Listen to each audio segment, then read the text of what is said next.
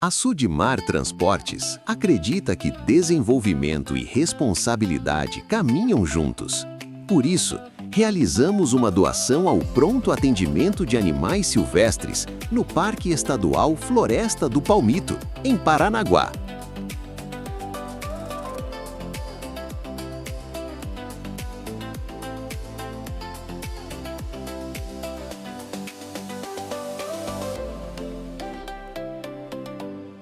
Apoiar iniciativas que protegem a fauna e preservam o meio ambiente é parte do nosso compromisso com o futuro.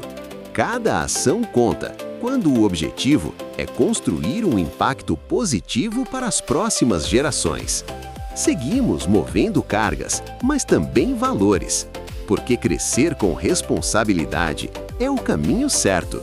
Sudmar Transportes Logística com propósito.